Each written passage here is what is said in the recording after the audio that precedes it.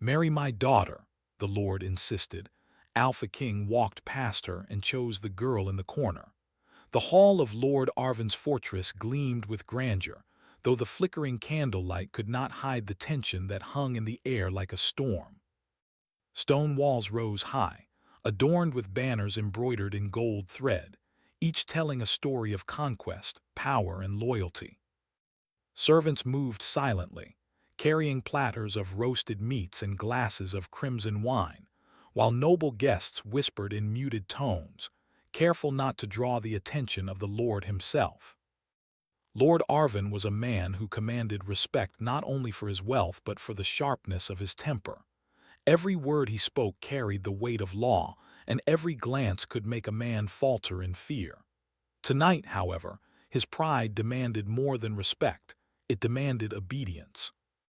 He had summoned the nobility and influential rulers of nearby territories for one purpose: to arrange the marriage of his daughter, Lady Selene, to a wealthy and powerful suitor. Selene stood near the center of the hall, her posture perfect, her hands clasped before her. She wore a gown of deep emerald that matched the firelight in her eyes, yet despite the beauty and grace she displayed, there was a tension in her chest that she could not hide. She had known her father's expectations since birth, and she had learned to bend to them, but tonight, something inside her resisted. As Lord Arven's booming voice echoed across the hall, the guests fell silent.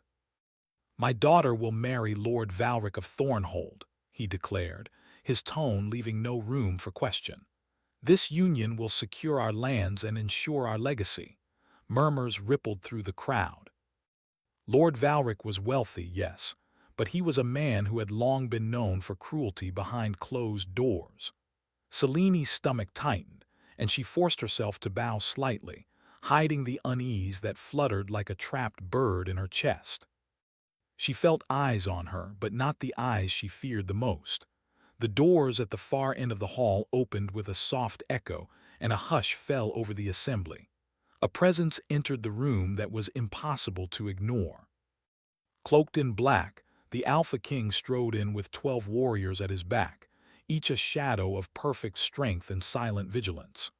The king's eyes were dark, unyielding, yet they held a glimmer of something deeper, something that unsettled and fascinated at the same time. He walked past the banquet tables, past the glittering nobles, and past Lady Selene herself, who felt a jolt of surprise and a flicker of something forbidden, when he did not acknowledge her as she had expected. Instead, his gaze fell upon the far corner of the hall. There, almost hidden behind a cluster of tall, waxed pillars, sat a girl who had not drawn any attention before. The girl was quiet, small, and overlooked. Her hair, the color of midnight, tumbled over her shoulders in soft waves, and her eyes held a wary intelligence that seemed far beyond her years. She did not wear fine silks or ornaments, yet there was a light about her, faint and fragile, that the Alpha King seemed to recognize instantly. A murmur ran through the hall. The guests, curious and alarmed, whispered among themselves. Who was she?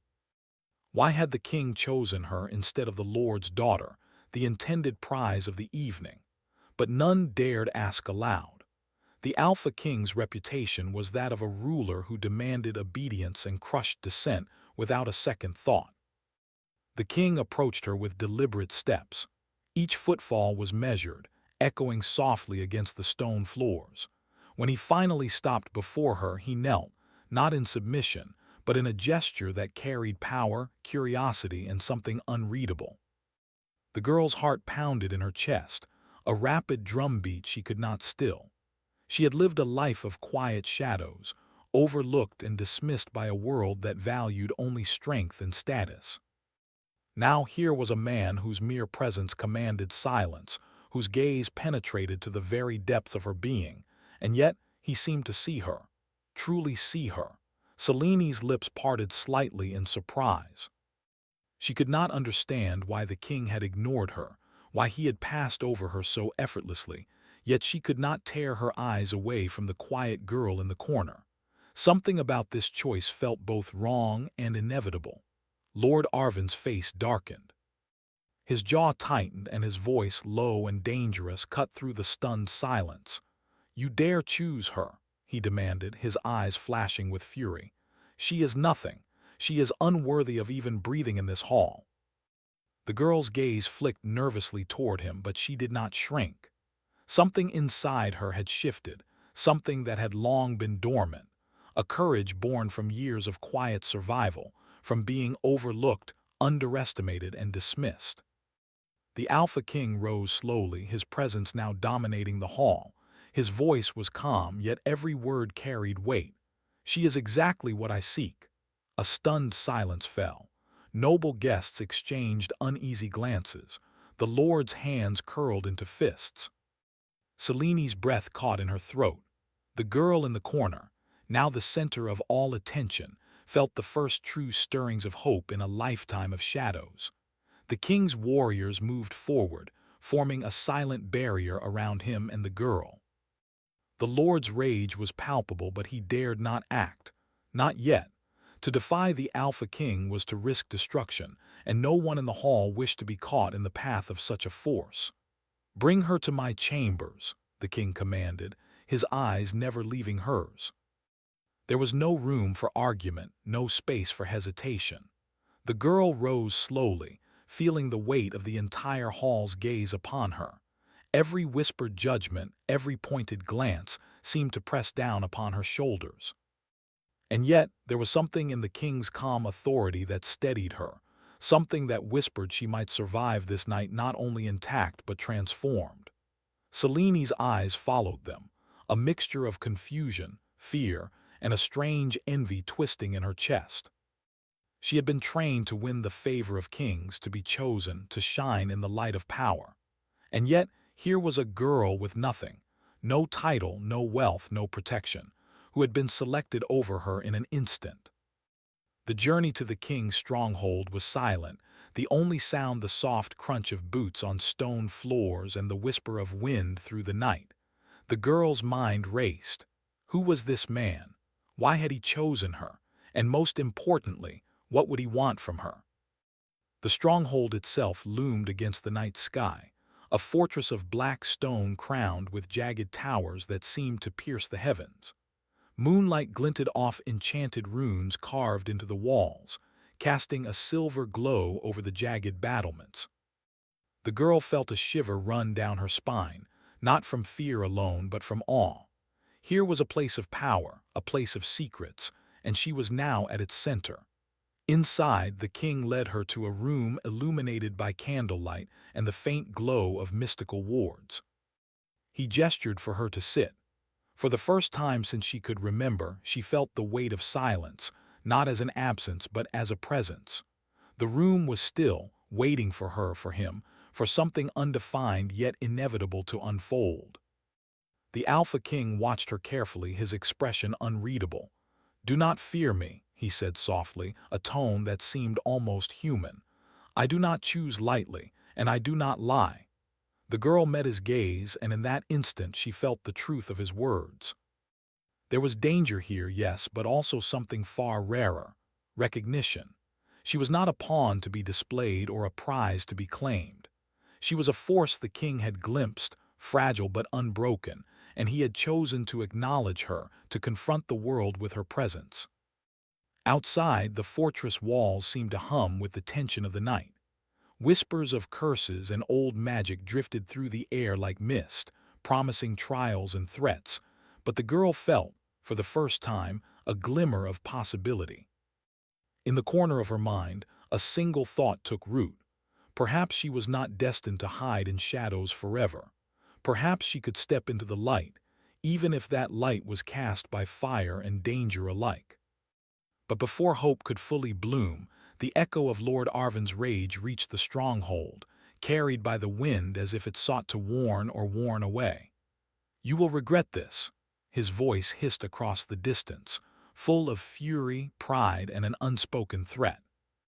The girl's hands tightened in her lap, but she did not move. Fear and anticipation mingled, and her heart raced with the knowledge that nothing would ever be the same. The Alpha King, sensing the unspoken tension, placed a hand lightly on the back of a chair, his fingers brushing against the runes etched into the wood. "Let him come," he said quietly, but with the certainty of one who has walked through fire and survived. "This choice is mine, and she will stand by it or fall, but the path will be hers to walk." The girl's gaze met his, and for the first time she did not feel small. The room felt charged, alive with unspoken power, as though the walls themselves were holding their breath. She realized with a mix of fear and exhilaration that she was no longer invisible. She was seen. She was chosen. And as the night deepened, shadows dancing against the walls, a single thought anchored her amidst the storm of uncertainty. Her life had changed forever. She did not yet know whether it would be in darkness or light, but she knew that whatever awaited, she would face it, and perhaps even survive. The fortress of the Alpha King rose from the cliff like a black monolith, its jagged towers piercing the night sky. Moonlight spilled over its ramparts, casting long, trembling shadows across the stone courtyard. The girl from the corner, whose name was Lyra, stood at the gate, her hands clasped tightly in front of her as her eyes swept the expanse of the castle. She had never seen anything like it. Walls etched with runes that pulsed faintly in silver light, gardens where strange flowers bloomed in eternal night, and paths that seemed to wind endlessly, leading to unknown secrets. The king followed silently behind her, his presence a shadow that moved with her, yet never crowding. Lyra felt her chest tighten under the weight of his gaze. Though he had chosen her, he remained distant, a man of power and mystery whose eyes hinted at hidden storms. She had felt his attention before in the hall, but now it was more intense, more private, and it made her both fearful and curious. "Do not be afraid," he said at last, his voice low and calm, carrying authority and an unexpected softness. "You are safe here as long as you do not betray what you are." Lyra's brow furrowed. "I do not understand," she said. Her voice trembled slightly, betraying both awe and worry. "What do you mean?" He stopped in the center of the courtyard, moonlight spilling over his dark cloak. "There are powers in this world that do not bend to desire or fear," he said slowly. "Some are bound to those who hold bloodlines, curses, and fate itself. You are marked, Lyra. And the path you are on now is not simple." Lyra's heart skipped. She had felt different her whole life, cast aside by others, whispered about in the corridors of her village. But no one had ever spoken aloud the word that lingered in her mind: cursed. The king studied her, his eyes narrowing just slightly. "You are stronger than you know, stronger than your fear would have you believe. That strength is why I chose you, but it also makes you a target." Lyra swallowed hard. "A target." He nodded as if confirming her unspoken thought. "Your father has already sent agents. He will not tolerate what I have done. He will strike, using any means he can." Fear, sharp and immediate, stabbed her chest. "But why me?" The king's gaze softened, almost imperceptibly, and for a heartbeat, Lyra thought she saw the man behind the armor, the ruler behind the power. "Because I do not seek obedience or wealth," he said. "I seek truth. And in the shadow you carry, I see a truth that the world has not yet claimed." The words stirred something in Lyra. For so long she had lived as invisible, as unworthy, yet here was a man, powerful, feared, and untouchable, acknowledging her worth. She felt a flicker of hope, though it was tangled with fear, for she had learned the world rarely gave gifts without cost. The courtyard was silent, save for the whisper of wind through twisted branches and the faint rustle of nocturnal creatures. The Alpha King moved closer, though never pressing too near, as if testing boundaries as carefully as he tested the night. "Walk with me," he commanded, turning toward a path that led into the gardens. The gardens were unlike any Lyra had seen. Flowers glowed faintly, their petals silver under the moonlight. Statues of creatures she had only heard of in myths, griffins, dragons, and serpents with wings, lined the walkways, their eyes seeming to follow her every step. The air was heavy with magic, a pulse she could feel in her chest, as if the entire place were alive, breathing, watching. "You fear this place," the king said quietly, observing her reactions. "Do not. It will not harm you. Only those who enter with malice are consumed." Lyra nodded, trying to steady her voice. "It is beautiful," she whispered, "but strange. I have never felt anything like this before." "Most do not," he replied. "They fear what they do not understand. And yet you are different. You are not afraid in the way others are. You hesitate, yes, but your heart is open. That is what makes you dangerous." Lyra did not fully understand what he meant, but the words echoed inside her, stirring both pride and unease. "Dangerous," she repeated softly. The king's expression darkened, and the distant shadow of something tragic crossed his features. "The world has a way of testing strength, Lyra, and those who are chosen by fate often carry burdens they did not ask for." She glanced at him, sensing the weight of his own hidden torment. There was a loneliness there, buried beneath layers of power and fear. He was a king, feared by all, yet something about him suggested he, too, carried scars. Their steps carried them deeper into the courtyard, and the night grew thicker around them, cloaking the garden in silver and shadow. Lyra noticed the quiet presence of the king's 12 warriors, moving at the edges of the light, ever vigilant, yet respectful of the distance between master and chosen. Hours passed in silence, broken only by the sound of the wind and the soft hum of magic that seemed to radiate from the runes etched in the stones. Lyra felt exhaustion creeping in, but also a strange exhilaration. This was a world beyond her imagination, dangerous yet alive with possibility. Suddenly, the king stopped beside a fountain carved from black stone, water flowing with a faint silver glow. "This is where you will stay for now," he said, gesturing to a small chamber at the edge of the garden. "You will be safe here, but do not forget, safety is fragile. The moment your guard falls, danger will find you." Lyra's chest tightened. "I understand," she said, though she did not entirely understand. She only knew that to survive in this place she must learn quickly. The king studied her a moment longer. "Do you know why I chose you?" he asked, his voice soft, almost hesitant. She shook her head, unable to meet his eyes directly. "No, I don't. I'm not special. I am nothing." A faint shadow of a smile touched his lips, almost imperceptible. "Nothing is often the mask of those who are strongest," he said. "You hide more than you realize, Lyra. That is why you survived the world so far. But here you will be seen, and that will change everything."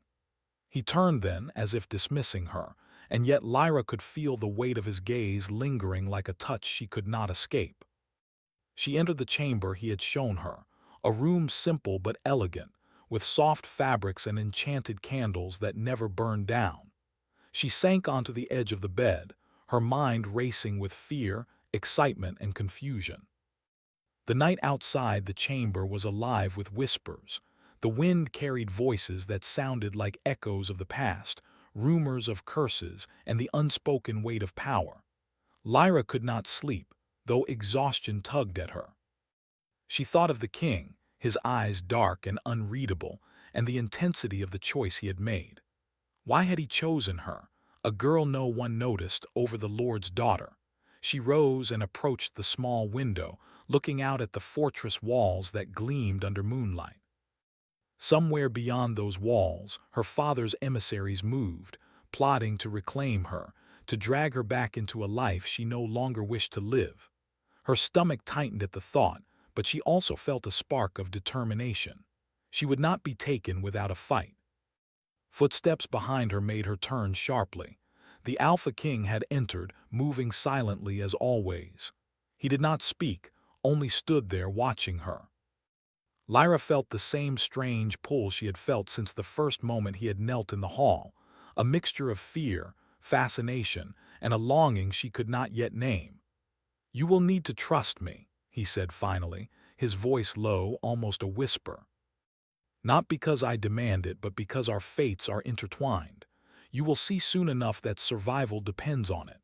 Lyra nodded, though the knot of doubt in her chest remained. Trust was not easy. The world had taught her to fear, to hide, and to obey only when forced.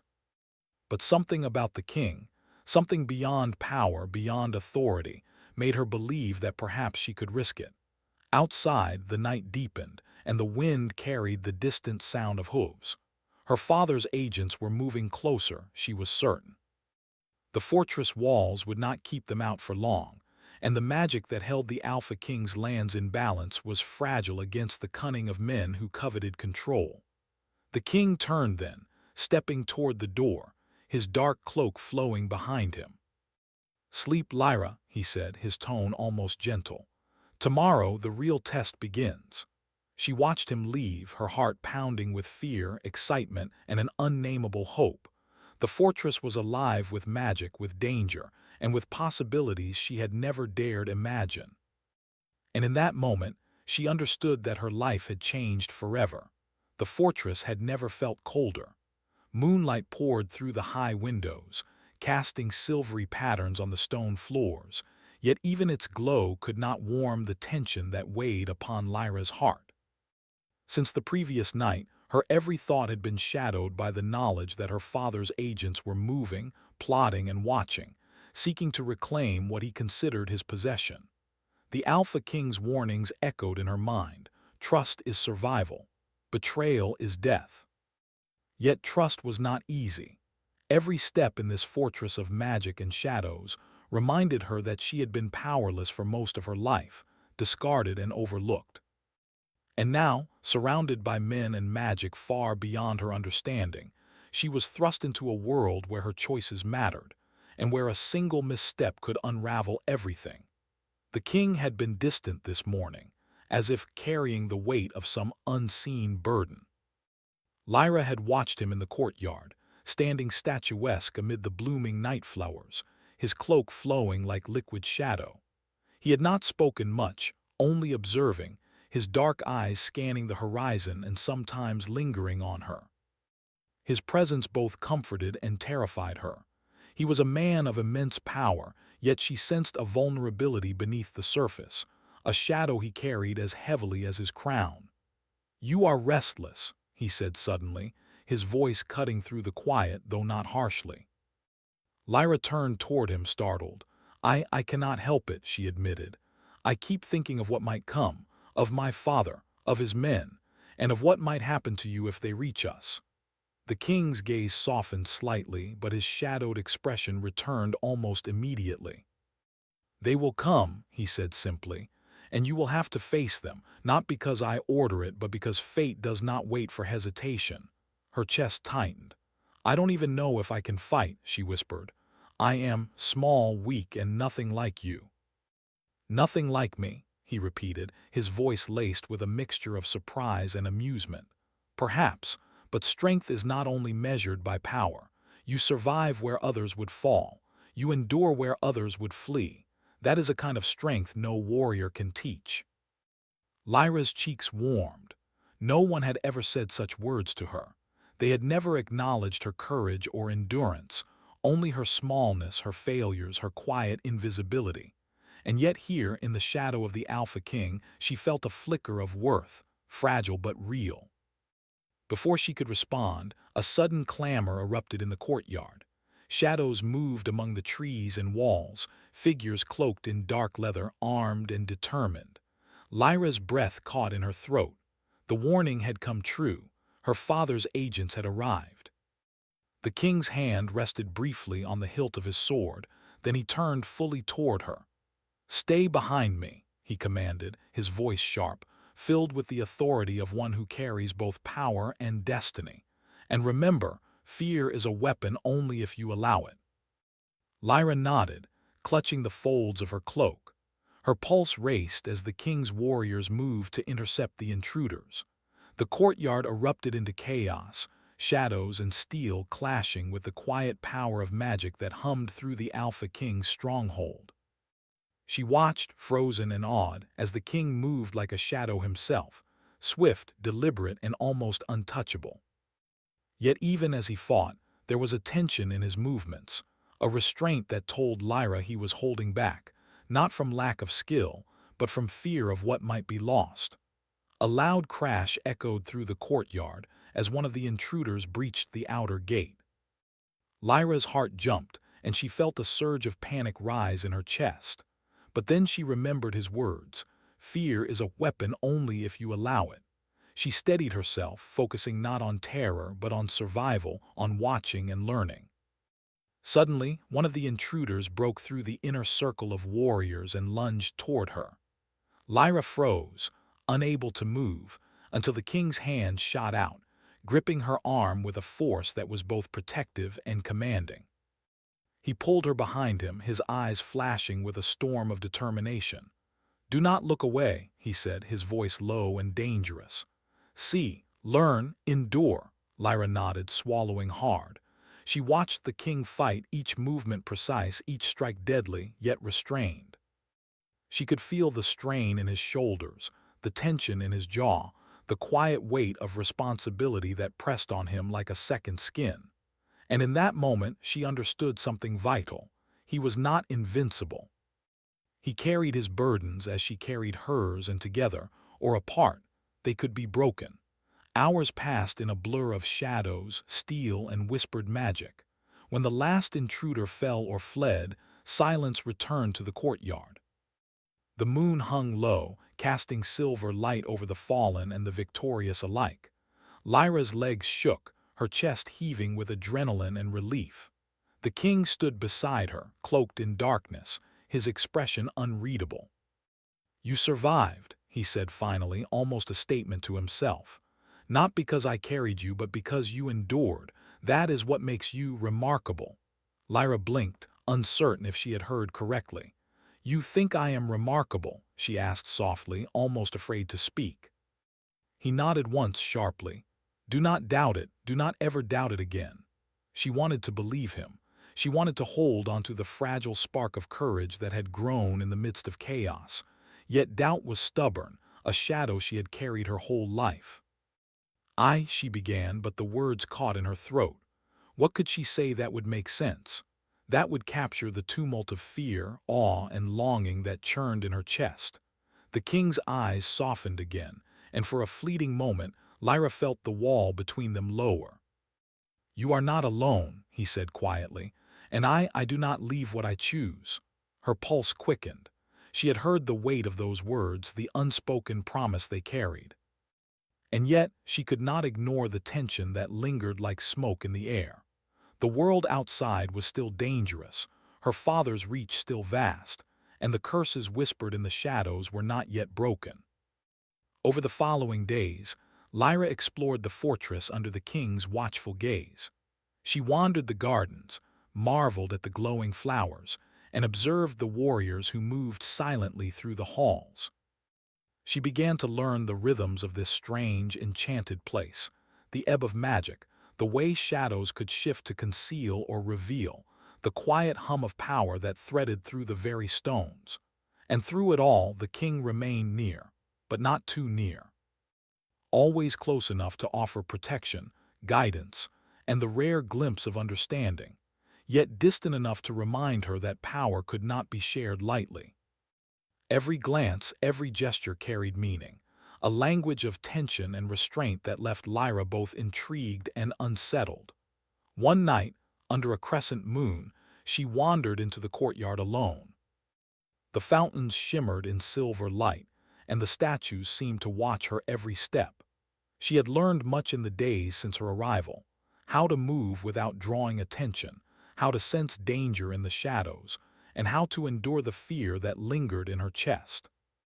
The king appeared silently behind her as always.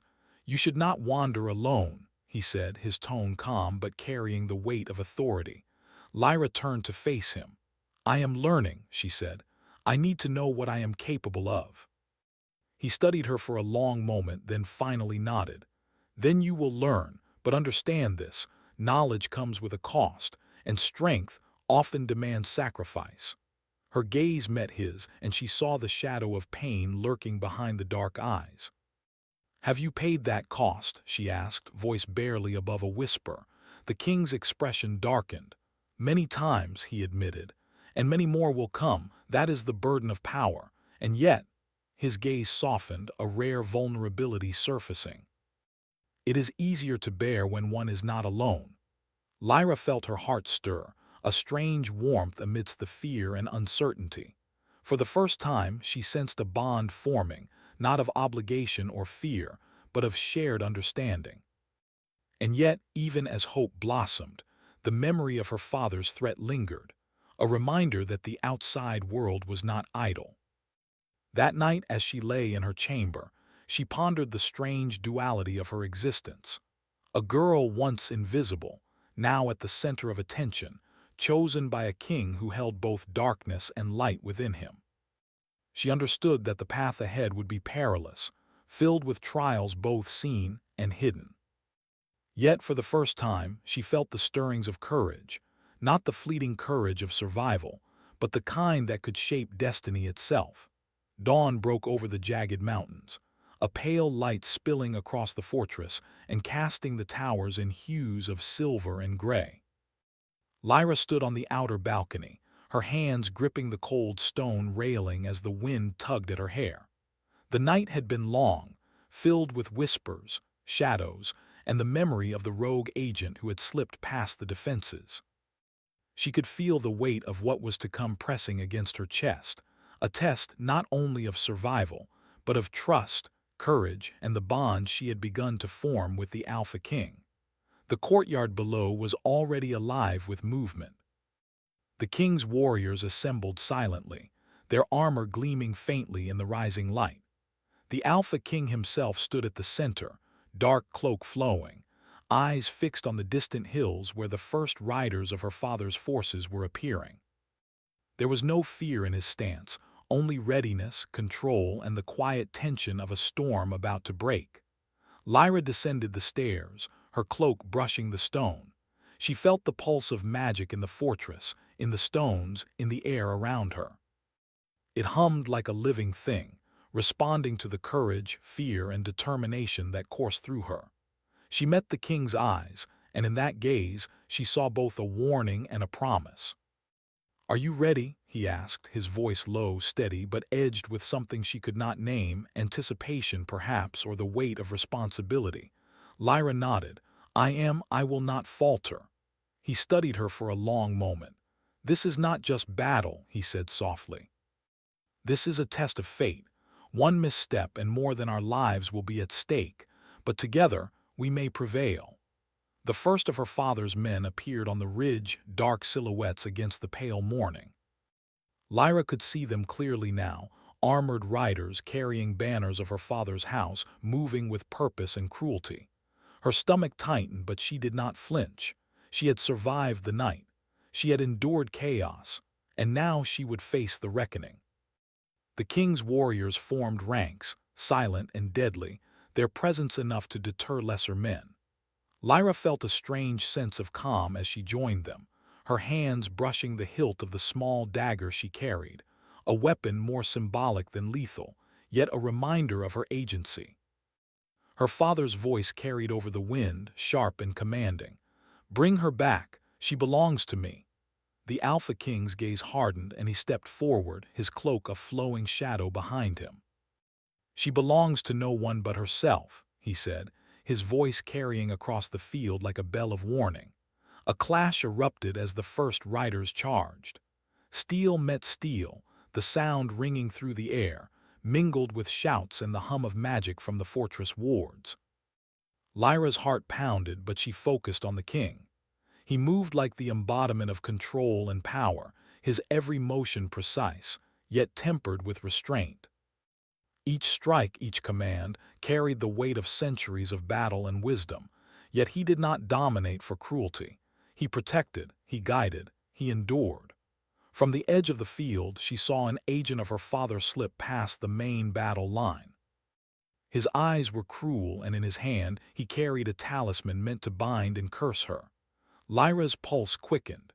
She could feel the magical pull of the talisman, a pressure against her mind and soul.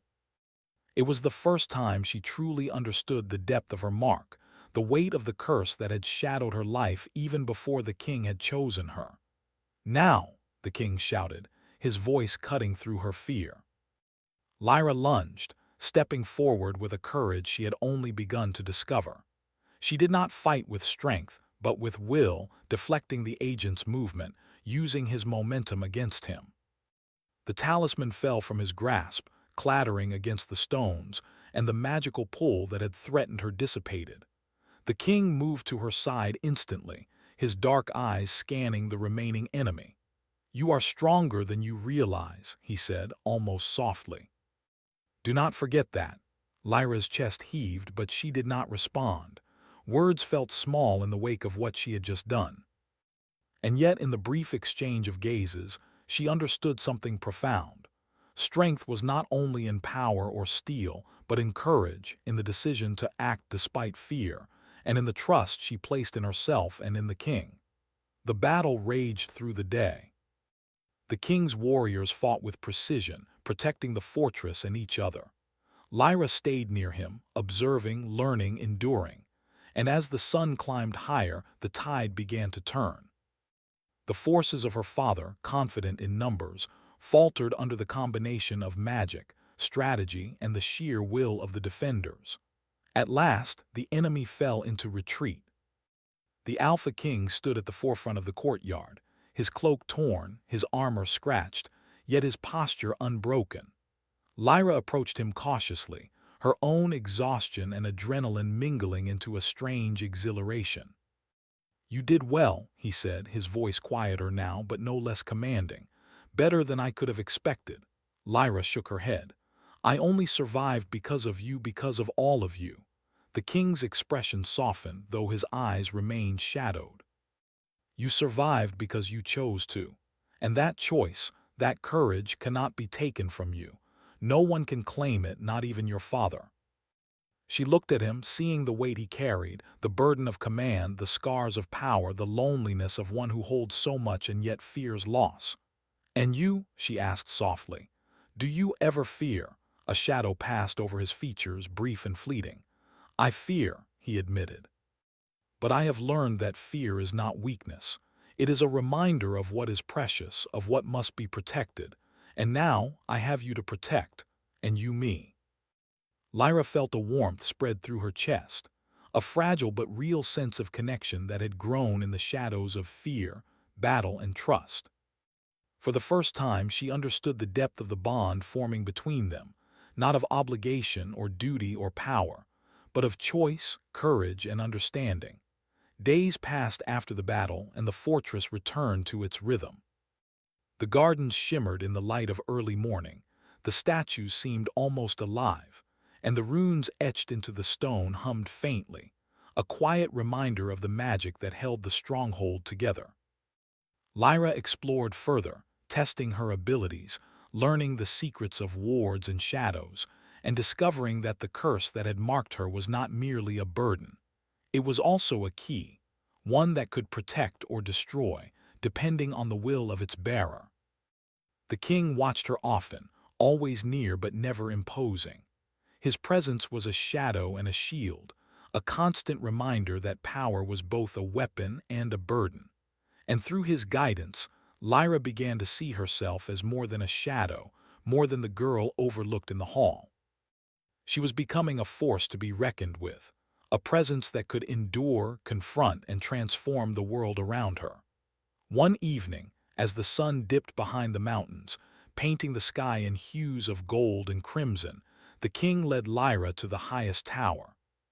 From there she could see the lands beyond the fortress, forests, rivers, and distant villages that stretched like a living map of their world. "You have come far," he said, his voice carrying over the wind. "And yet, there is still more to face. The curse, your father, the world itself, none of it yields easily, but you are no longer afraid." Lyra nodded. "I am stronger than I thought," she admitted, "and I am not alone." He turned to her, the wind tossing his dark hair, his cloak flowing like shadow. "Together," he said simply, "we are stronger together, and nothing, not curse, nor father, nor fate itself, can undo what we have built." The girl smiled faintly, a small but determined curve of her lips.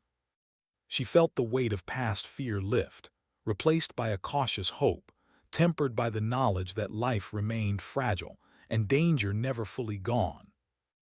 And yet in that moment she felt a clarity she had never known, Courage is not the absence of fear, but the choice to act despite it. And love, strange, fragile, and yet real, was not possession but recognition, not control but trust. She looked at the king and saw not only power and danger, but the possibility of redemption, of healing, and of shared destiny. As night fell over the fortress once more, Lyra and the king stood side by side on the balcony. Below them, the courtyard was quiet, the magic humming faintly in the stones. The stars above seemed to burn brighter, reflecting the light that had begun to bloom in their hearts. A soft wind carried her father's voice faintly in memory, but it no longer held power over her. She had faced fear, endured trial, and discovered the depth of courage within herself. And she had seen the king, not only as a ruler but as a man who could carry shadows and light together, and who had chosen her not for obligation but for what she was, strong, brave, and capable of change. The king's hand brushed hers, a subtle gesture, yet filled with meaning. "The world will not rest," he said quietly, "nor will those who seek to undo what we have, but we," he paused, his gaze holding hers, "we will endure." Lyra met his eyes, feeling the weight of promise and possibility. "We will," she whispered.